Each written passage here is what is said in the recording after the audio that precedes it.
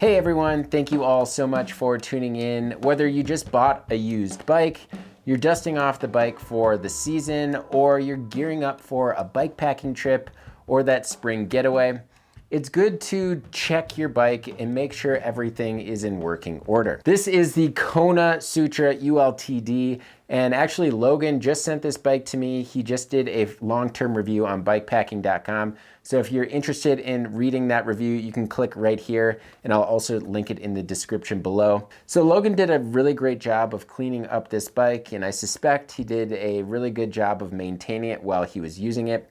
But my primary goal in checking over this bike is to expose any potential issues with the bike, especially if I am going on a bike packing trip, say brake pads or something like that need to be replaced. But B, just to become familiar with not only the bike components, but the bike itself. So let's just jump right into it. All right, so just a quick disclaimer. This is not a replacement for bringing your bike into the bike shop to get it worked on. This for me, more or less, is to create a list of what needs to get done. And then personally, I will try to do as much as I possibly can to it. And then if I can't fix some things, I will bring it into a bike shop. All right, so the first thing I'm gonna do is check over the frame. If the frame is damaged in some way, shape, or form, then checking over any of the components on the bike is really pointless because, well, you're gonna have to take all of the components off the bike anyways. So what I'm gonna do is look at all of the welds if it is a steel or aluminum bike and just look for cracking, and really just look at high wear or high stress areas. So chain stays, seat stays, things like that, the fork itself. This is a really good opportunity to make sure that your cables aren't rubbing anywhere either. And as we see here, I do have a little bit of cable rub. It's not drastic, and for steel bikes, it's really not as big of a deal. It's just gonna scuff up the paint. Just check the wheels, make sure there isn't any play in the hub bearings at all, and then just spin both wheels to make sure that not only the rotor is aligned, but to just make sure that the wheel isn't out of true. And that looks pretty good. And then the rear. The best bet here is to take the wheel off, and that will give you a good opportunity to look at the brake pads in there and make sure that the brake pads still have enough life in them. So this is just a good opportunity to feel the bearings in the front hub. And if they feel grindy, or if it just doesn't glide as well, this is pretty good. That feels pretty good. So a few things while the wheel is off the bike. First and foremost, I'd just like to check these rotor bolts. If it's 6-bolt, then just check each bolt. If it's center lock, then just make sure that it's all tight. And oh, see, that one's a little loose. Good. And then this is a really good opportunity to add sealant if you need to add sealant. Oftentimes, if the bike is sitting for more than 3 months, sometimes that sealant dries up. So it's a good opportunity to just add it, and then also look at the valve and make sure that isn't gunked up. And then this is a great time to just look at the tread and see how much life you have left, and kind of cross-reference that with what you're about to take on. So what kind of route, how chunky it is, and how long it is. So before I put the wheel back in, this is just a good opportunity to just feel out that the headset bearings. Make sure that everything is smooth, feels good, and make sure that there isn't any play in the headset at all. So oftentimes I like to do this with the wheel on the ground, but you can also mimic it when you go back and forth here and make sure that you don't actually have any play in the headset at all. And sometimes you can actually, if you do have play, you can spin one of these spacers here. I can't spin it. So that looks good, it feels good.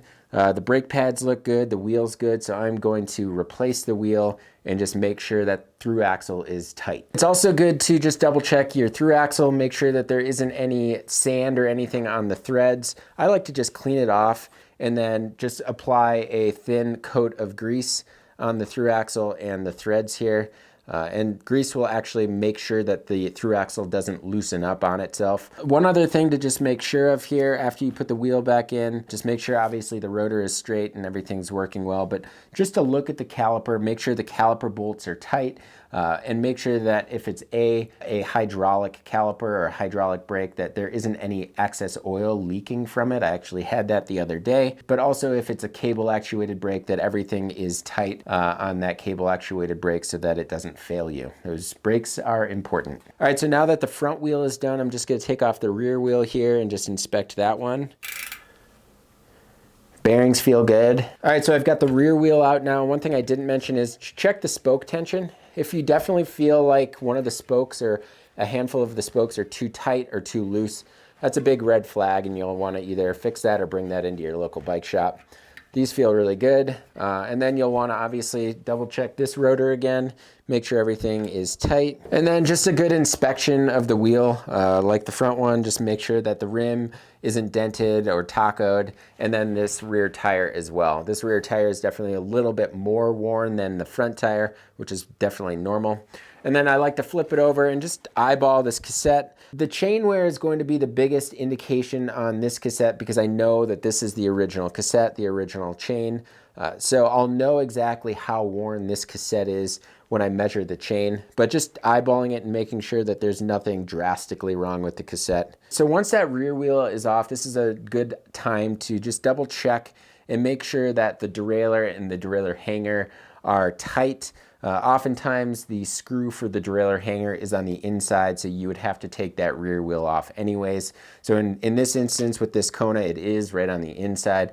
So I'm just gonna double check and make sure it's tight. And then while I'm in here, I'm just gonna look at the inside of the frame here. It all looks good. And then just observe the brake caliper again. Like I mentioned, the brake pads, these rear pads are looking a little low, but I'm just gonna bring some spares just because they definitely have life left to them, but if I do need to replace them, I can replace them in the field. And then while you're here, just make sure that your pulley wheels, A, are functioning properly, and B, they don't look like they're too worn out. Typically, worn pulley wheels will have really sharp, like shark-like teeth to them. So the next step is to look at the cockpit of the bike, just one over everything from the levers all the way to the stem. So the first thing I'm gonna do is just make sure that the brakes feel good, and they do. They feel strong. If they feel spongy or squishy at all, you might need a brake bleed, so you'll have to add that to the list, but these brakes feel good.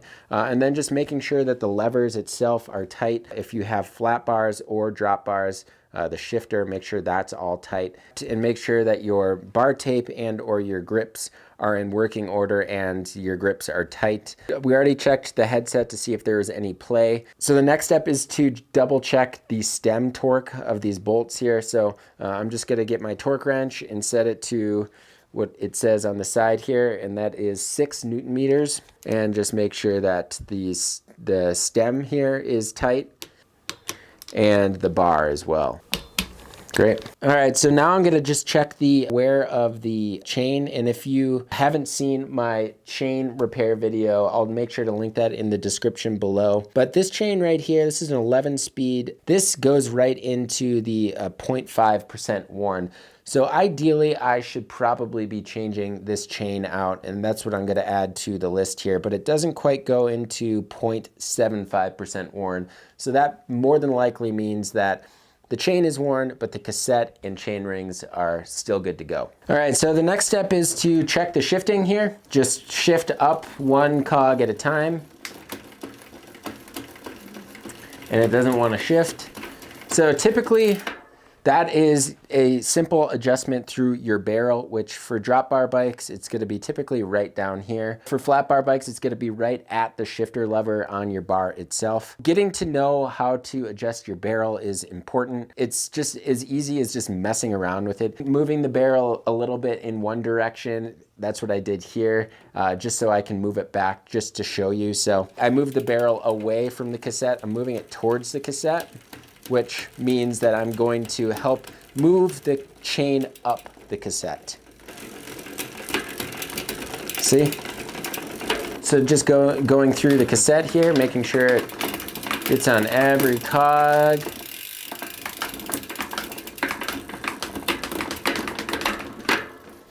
And oftentimes, if you are running into issues beyond being able to adjust just the barrel, then your limit screws are probably out of sorts. So if your chain is going into your frame or the chain is getting off that top cog into your spokes, then that's a red flag. Those limit screws, they don't really move much at all, but what happens is you might have dropped your bike, bending that rear derailleur hanger. In that case, you have to get that hanger rebent, and you need a specific tool to do that properly. So if you need to adjust your limit screws and or adjust your rear derailleur hanger, there's a lot of great resources on YouTube, but definitely don't hesitate to bring that into your local bike shop. Feeling the bottom bracket. So what you're gonna wanna do is just make sure that the chain is off the chain ring here and just feel it. Make sure to spin it. So if you feel any grinding or any resistance, obviously that's a red flag. And then another good idea is just check for any play. So go back and forth and make sure there isn't any play. That can be a bottom bracket issue or the crank itself just isn't tight. So last but not least, just make sure all of the bolts are tight on your bike. Make sure your seat post collar is tight and your seat post is tight. Don't tighten the seat post collar too much if you're using a dropper post, because you want to make sure that that dropper post runs freely. Making sure that there isn't any play in your pedals, and making sure if you did add sealant to your front and rear tire that it's holding air. And oftentimes I get a digital PSI checker and I check that, make sure that the air in there is the same PSI as a few hours before. The last thing is, well, I clearly need to clean my bike, so I'm gonna add that to my bike needs list. But overall, that's it. I kind of went through everything on the bike. I have my list here of what I need to do. Most of this I can do right here at home, but don't hesitate to bring your bike into a bike shop. They are professionals, they know what to do, so they definitely can help you out, especially before a trip. It's important. So if I missed anything, leave it in the comment section below. I'm sure I did, but this is just my basic run through to check anything to make sure there are 0 red flags. So thank you all so much for tuning in, and until next time, pedal further.